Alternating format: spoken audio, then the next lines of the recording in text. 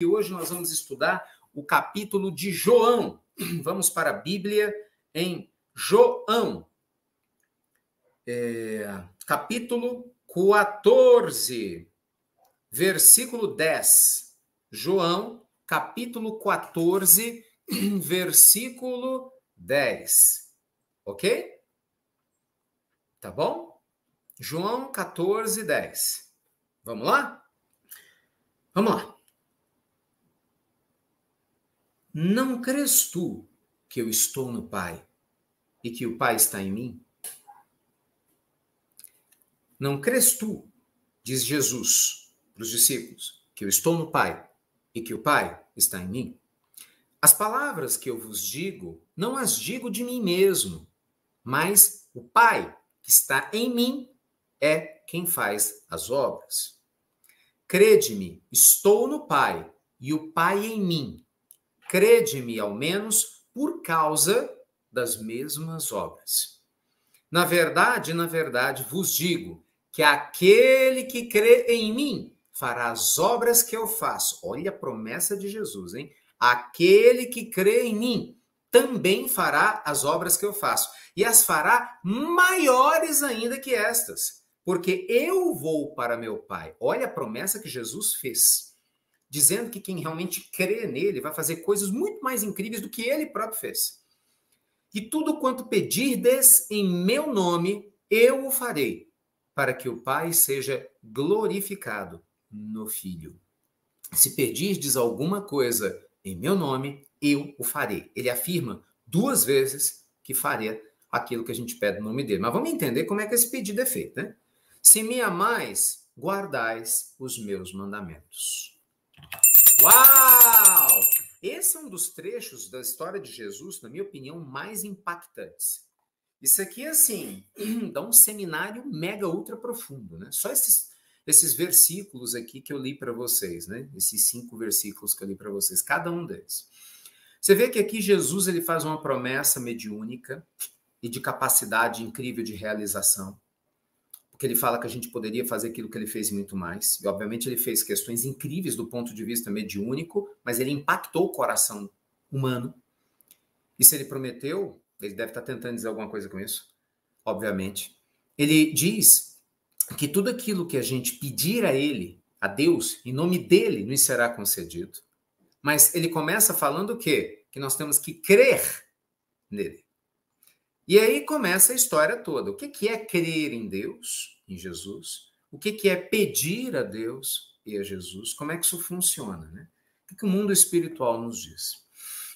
Gente, é óbvio que muita gente fala assim, eu creio em Deus, né? Eu rezo todo dia, eu faço as minhas orações, eu vou na igreja, eu vou no culto, eu vou no centro, né? Eu rezo na minha casa, eu medito todo dia, eu leio livros. Então a pessoa tem, digamos, um ritual, né, de contato com ensinamentos sagrados, o que é muito importante. E na cabeça dessa pessoa, simplesmente isso é crer. Não, eu creio em Deus, sim. Se Deus quiser, tudo vai dar certo. Vai com Deus, meu filho. A pessoa fala, Deus, obrigado. Pois é, gente, mas esse crer que Jesus se refere, não é esse crer que a gente acredita normalmente. Porque esse crer que a gente acredita é um crer do intelecto, né? É um crer do, não, eu acredito que existe. Tá, mas isso não quer dizer nada se você não viver a sua crença. O que faz com que o nosso crer se torne uma transformação é exatamente a aplicação na nossa vida e o impacto de mudanças que isso traz. Então, crer em Deus, em Jesus, não é orar com a boca, é orar com a vida. É crer com a nossa forma de viver. Não são as palavras soltas ao vento que vão ter a vibração superior de mexer com o fluido cósmico universal, né? E, consequentemente, mudar estruturas físicas, materiais, existenciais na nossa vida. Então, esse é um ponto muito grande, né? Porque muita gente fala assim, mas olha, eu perdi minha fé porque tem 20 anos que eu vou na igreja, 30 anos que eu faço não sei o quê. Então, na cabeça da pessoa, a repetição de alguns hábitos que são importantes é o suficiente para crer. Não, não é. Não tem nada a ver uma coisa com a outra. Nada a ver uma coisa com a outra. Aliás, até o oposto, né? Tem gente que é analfabeto e crê mais do que eu e você que estamos aqui estudando, lendo livro. Porque a fé da pessoa transforma a vida dela. Ela é tão conectada na forma dela de viver, respeitando a natureza, os animais, as pessoas, né, passando por dores, dificuldades com sabedoria, que mesmo sem saber falar direito, né, o idioma que ela eventualmente fale, mesmo sem ler livros, sem nada, ela vive uma vida tão robusta, tão linda, que a vibração que ela emite é extraordinária. Você acha que ela não crê mais em Deus do que necessariamente alguém que só lê e não vive? Entendeu? Então começa a analisar isso. Você tem essa onda de falar, mas eu rezo muito, não acontece muita coisa comigo, não. Então não é só rezar que funciona. E aí Jesus continua, né? Dizendo, ó, que pedires em meu nome vos será concedido. Mas é a mesma coisa. Aí muita gente acha que pedir é isso. Não, mas eu estou rezando todo dia, estou pedindo, oh meu Deus, eu quero um emprego. Oh meu Deus, eu quero uma pessoa especial para mim. Oh meu Deus, eu quero... Mas a pessoa pede com medo de não receber, acha que não merece, pede, mas tem dúvida se isso realmente vai ser útil ou não vai ser útil. Então a gente precisa entender que existe uma conexão de entrega, né? Isso faz uma diferença muito grande. Pedir a Deus não só com as palavras, com a alma. Tem uma história linda que eu queria contar para vocês do Chico. Em determinado momento, o Chico já morava em Uberaba, já mais idoso, né? Quase 70 anos, ele ainda sofreria infarto, né? Teria problemas físicos muito graves. O Chico sempre tomou remédio controlado. E em um determinado momento, um dos seus médicos recomendou para ele, me falha a memória, o doutor Eurípides Tarran recomendou para ele um medicamento que ele precisava tomar. Esse medicamento era importante, só que ele não achava em lugar nenhum, né? Era um medicamento complicado. Procurou num lado, do outro e nada. E ele preocupado, né? Porque fisicamente, como ele estava às vezes comprometido, ele não conseguia trabalhar. Gente, o nível de consciência do Chico era muito interessante. O Chico ele vivia numa consciência de doação tão grande que a felicidade dele era doar. Então ele não pedia coisas por si, ele queria estar bem para os outros, que é a vibração do amor. Por isso que a gente aprende que quando a gente cuida da gente só para a gente é egoísmo. Mas se você cuida de você para que você esteja melhor para amar mais, isso é generosidade. E o Chico vivia isso. Então, olha que interessante. O Chico ele tinha um hábito, né, de escrever para algumas pessoas. As pessoas mandavam mensagens para ele e ele respondia as cartinhas que recebia. Os amigos ajudavam a responder as cartas. Me falha a memória que os domingos de manhã era o dia que ele respondia as cartas, né? Milhares, imagina que loucura, que difícil devia ser, para que ninguém ficasse sem resposta. Na medida do possível, ninguém ficasse sem resposta. E aí, muitas vezes, ele mandava telegrama. Lembra do telegrama? Lembra do telegrama? Né? Faz tempo isso, né? Quando chegava um telegrama em casa, a gente tremia na base, né? Ou era uma notícia muito ruim, ou era uma notícia muito boa. Lembra disso ou não? Eu, criança, telegrama, quando chegava em casa, eu ficava esperando, a gente muito pobre, né? Aí a minha avó, minha vovó Carmelita, mãe da minha mãe, ela costurava, ela era costureira. Então ela costurava umas roupas, e aí quando as roupas ficavam prontas, ela fazia um pacote, botava no correio, lá em Pernambuco, e a gente mudou demais. Então, quando chegava, aí tinha um telegrama, né? Falando, olha, tem uma encomenda para você. Nossa, eu ficava lá expectativa, né? Era para minha mãe, obviamente. Assim, não, o que será que a vovó mandou, né? Aquela coisa do qual a roupa que eu vou ganhar, né? E a gente vestia, porque meu pai mal ganhava para a gente poder comer. Então, quando a vovó podia, né, costurar e mandar as roupas, isso fazia diferença. Eu lembro do telegrama por causa disso. Mas então o Chico mandava os telegramas. O Chico mandava os telegramas. E aí ele teve uma ideia. Ele falou, peraí, eu vou mandar um telegrama para Jesus. Eu estou falando com Jesus, eu vou mandar um telegrama para Jesus. E ele começou a rezar, conversando com Jesus. Você olha, Senhor, eu estou precisando tanto desse remédio aqui, o médico disse, eu estou procurando e não acho. Eu não sei se é possível. Tem como o Senhor me enviar esse remédio? E aí o Chico orou com tanta fé, e ele sim tinha fé, não pelas palavras bonitas, mas pela vida que ele professava. É diferente, né? A vibração é outra. A vibe é outra. E aí passam uns dias e chega um pacote, olha que interessante, sem remetente, do Rio Grande do Sul, na casa do Chico, com o remédio. E o Chico ficou encantado com aquilo. Veja, Chico, que estava acostumado com tantas coisas fora do padrão, ficou encantado em receber o remédio que ele já tinha procurado de todas as formas e não tinha achado, depois de mandar um telegrama para Jesus, né? E recebe o remédio. Mas ele começa a ficar preocupado. Muito interessante, né? Ele começa a ficar preocupado. Porque ele queria saber quem que era a pessoa para agradecer. Nisso, Emmanuel aparece para ele. E ele fala assim, Chico, o que aconteceu, Chico? Eu falo assim, olha, o senhor se lembra daquele remédio? Eu estava precisando muito que o doutor me passou. Eu mandei um telegrama para Jesus.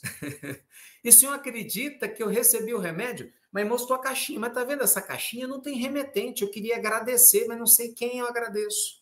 Aí Emmanuel chega para ele e falou assim, Chico, quem foi que você pediu o remédio? Jesus. Então, agradeça a ele. Agradeça a ele.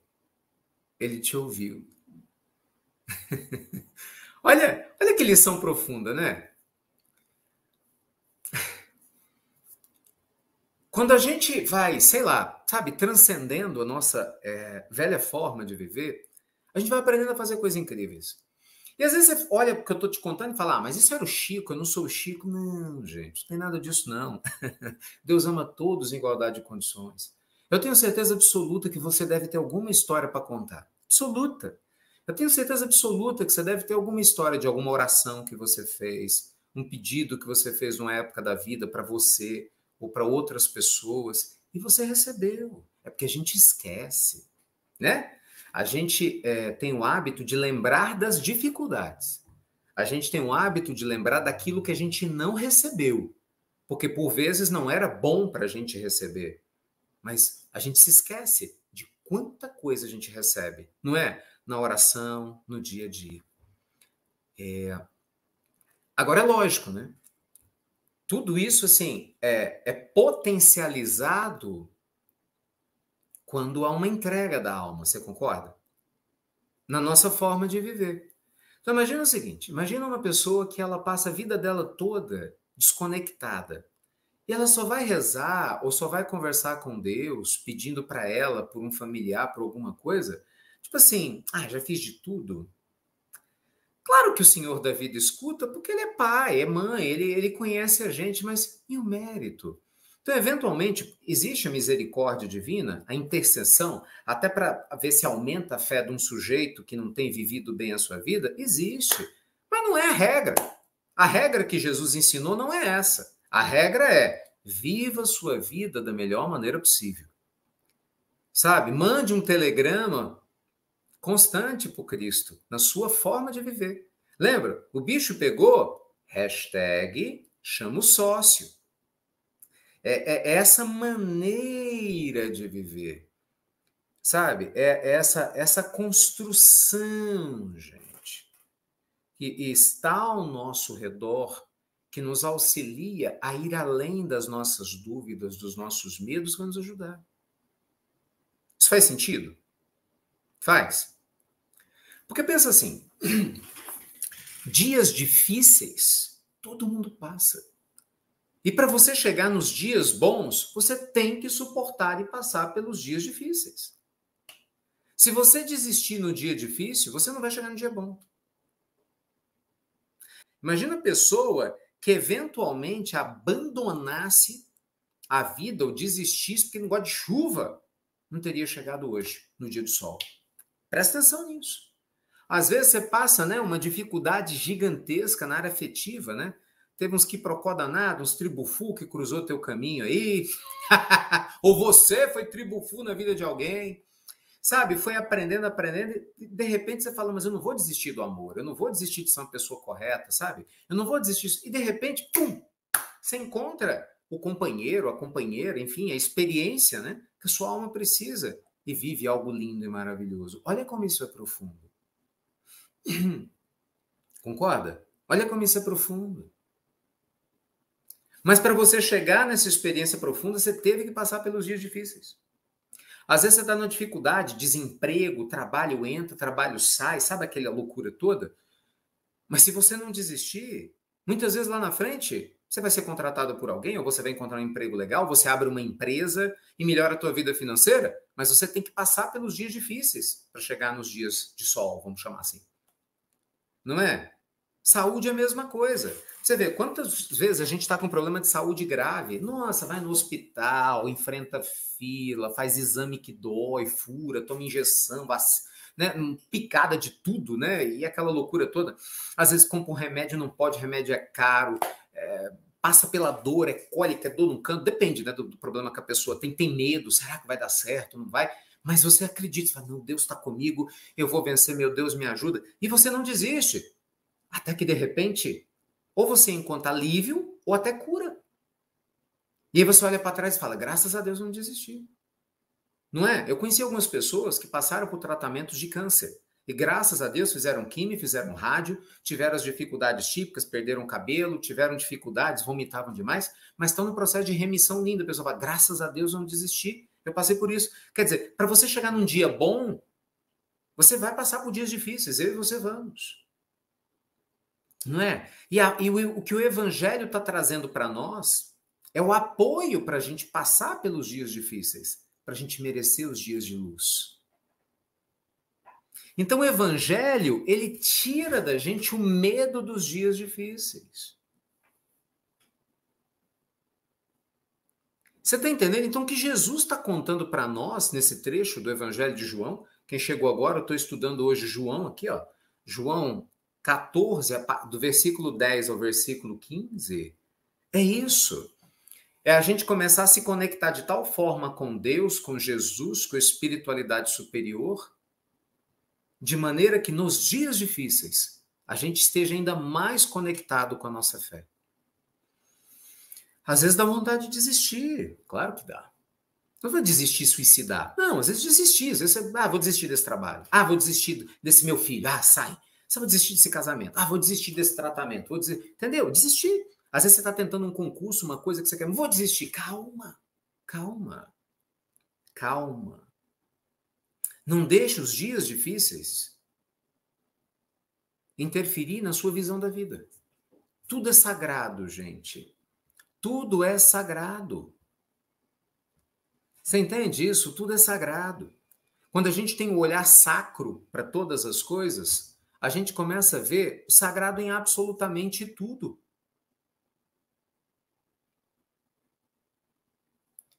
E isso que vai fazer uma diferença gigante na nossa existência. E às vezes a gente acaba esquecendo de perceber isso, né? Cuidado, para você não focar demais na sua dor e esquecer de ver a sua luz. Manda um telegrama para Jesus. Hashtag chama o sócio. Eita, meus amigos, esse evangelho...